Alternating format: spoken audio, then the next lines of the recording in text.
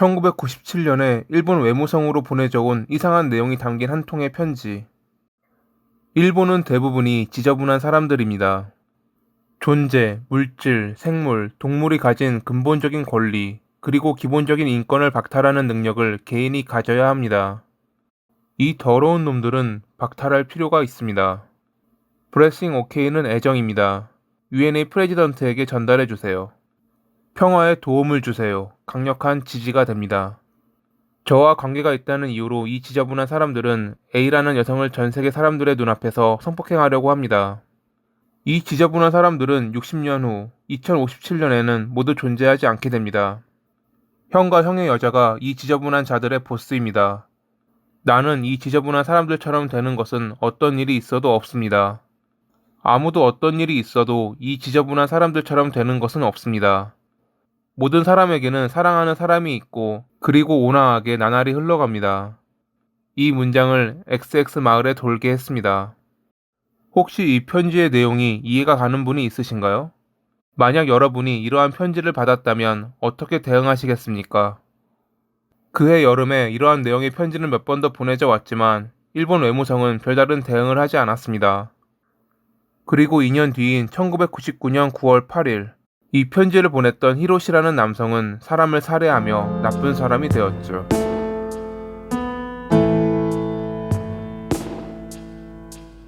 (1975년 11월 29일에) 일본 오카야마현 쿠라시키시의 평범한 가정에서 차남으로 태어난 히로시. 특별히 불편한 것 없이 안정적이고 화목했던 가정. 별다른 문제도 일어나지 않고 탈없이 지냈던 나날. 이러한 평범한 일상이 바뀌기 시작했던 것은 아버지가 많은 유산을 상속받게 되면서부터였습니다. 가끔 갑자기 큰 돈을 얻게 되면 씀씀이가 커지고 다른 것에 빠져 금방 돈을 탕진하는 이들이 있습니다. 히로시의 부모님이 그러했습니다. 그의 부모님은 갑자기 들어온 돈을 허투루 쓰고 다니다 도박에 빠졌고 결국 많은 돈을 잃게 되었습니다. 도박에 중독되어 버린 탓에 소비자 금융에서 돈까지 빌리며 도박장을 전전했는데 당시 그들의 도박 빚은 4천만 엔, 하나로 약 4억 원에 달했다고 합니다. 히로시가 고등학생이 되었을 무렵 부모님은 도박빚 때문에 그를 홀로 집에 놔두고 야반 도주했죠.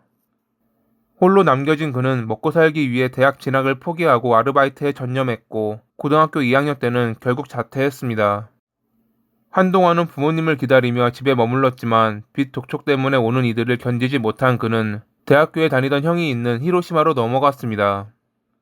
형의 소개로 한 가게에서 숙직하며 생활했지만 일이 힘들어 2개월 만에 퇴직했고 그 뒤로 몇 개월마다 직업을 바꾸며 여러 일을 전전했죠. 직장에서 인간관계는 그리 나쁘지 않았지만 그는 체력적으로 힘든 일이나 급여가 적은 이유로 자주 이직을 했다고 합니다. 1996년 말에 일자리를 찾아 도쿄로 갔지만 괜찮은 일자리를 찾지 못했고 칼을 소지하고 다니다 체포돼 벌금형을 받기도 했습니다. 이 무렵 그는 조금씩 변해가고 있었습니다. 예전 사무업을 꿈꾸며 대학 진학을 목표로 했던 것은 사라져버린 지 오래고 이제는 노동에 지쳐 하루하루를 힘겹게 살아갔던 그는 당시 고생이나 노력이 보답받지 못하는 것에 대한 불만을 가지고 있었습니다. 부모님 때문에 인생이 꼬여 열심히 일하며 아등바등 살고 있는 자신의 모습과 대비되게 어떤 이들은 부모를 잘 만나 노력도 안 하고 흥청망청 사는 것이 싫었던 것입니다. 출근길에 밤거리에서 마주친 젊은이들이 술에 취해 인생을 즐기는 모습이 불쾌했다는 히로시. 그는 1997년에 맨 처음 말씀드렸던 편지를 여러 번 외무성과 형에게 보냈고 이에 대해 답장이 없자 일본은 틀렸다고 생각하며 미국으로 떠났습니다. 미국은 일본과 달리 노력이 보상받는 나라이기에 미국에서 새 생활을 시작하자라는 것이 당시 그의 생각이었습니다. 하지만 아무것도 준비하지 않고 단신으로 미국으로 갔던 그는 금방 돈을 탕진했고 1998년 6월에 일본 영사관을 찾아갔습니다. 영사관의 소개로 교회 일을 도왔지만 결국 비자가 만료되어 9월에 일본으로 돌아가야 했죠. 귀국한 뒤 그는 공장이나 배달 작업을 했고 본인이 겪었음에도 여전히 일본은 미국과 달리 노력이 보상받지 않는다고 생각하며 불만을 품었습니다. 이런 불만이 조금씩 쌓여가던 어느 날 직장에 지각한 뒤 점장의 권유로 구입했던 휴대전화로 직장 동료가 전화를 걸었을 때 그는 순간 주체할 수 없는 감정에 사로잡혔습니다. 전화를 걸었던 동료는 히로시가 평소 싫어했던 노력하지 않는 타입의 인간으로 그는 전화를 잘못 걸었는지 아무 말 없이 금방 전화를 끊었고, 히로시는 이 무언의 전화가 자신을 놀린 것이라 생각하며 그동안 쌓여있던 모든 분노의 감정들이 폭발해 버렸습니다. 이대로라면 나같이 노력을 해온 사람들은 그 노력에 따른 평가를 받지 못하고 끝나버릴 거야. 그는 노력하지 않는 인간에 대한 살인을 저질러 세상을 놀라게 하고 일본이라는 나라 자체가 문제의식을 갖게 해야 한다고 생각했습니다. 사람들의 왕래가 잦은 이케부쿠로를 범행 장소로 정한 그는 흉기를 챙겨 거리로 향했습니다. 흉기를 구입할 당시 점원의 의심을 피하고자 칼을 살 때는 도마를, 망치를 살 때는 드라이버를 함께 구매하는 치밀함을 보이기도 했죠. 범행을 저지르면 형에게 피해를 준다는 것에 대한 심리적 갈등이 있었지만 1999년 9월 8일에 결국 그는 범행을 저질렀습니다. 화가 난다, 죽이겠어 라며 맨 처음 눈에 띈 커플을 뒤쫓았지만 그들이 달아나자 히로시는 눈이 마주친 노부부를 공격하는 등 무차별적 범행을 저질러 8명의 사상자를 냈죠.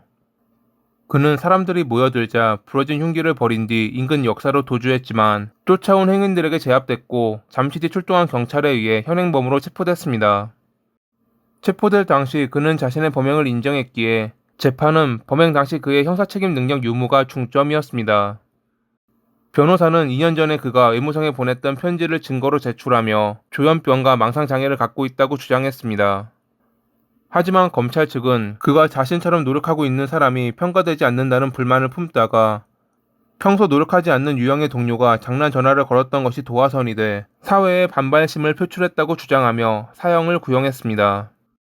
2002년 1월 18일 재판부는 그가 범행 전 대인 관계에 문제가 없었고 흉기를 구입할 때도 직원의 의심을 피하는 지능적인 모습을 보였으며 범행 도중 부러진 흉기를 버리고 다른 흉기를 꺼내는 등 냉정한 모습을 보였기에 이는 자기 행동의 성격을 이해하고 자신을 통제할 능력이 있는 형사책임 능력이 있다고 인정된다며 사형을 선고했습니다. 히로시는 항소했지만 항소심 재판부 역시 그의 형사책임 능력을 인정하며 유례 없는 흉악범죄라 지적, 항소를 기각했습니다. 대법원 역시 피해자나 유족들이 강력한 처벌을 원했고 그가 사회에 불만을 품고 저지른 범죄로 사회에 준 충격이 크다며 사형을 확정했죠. 아직 형이 집행되지 않은 채 도쿄 구치소에 수감 중인 히로시. 그의 어이없는 범죄에 휘말렸던 이들을 위해 기도하며 이만 마칩니다. 오늘도 시청해주셔서 감사합니다.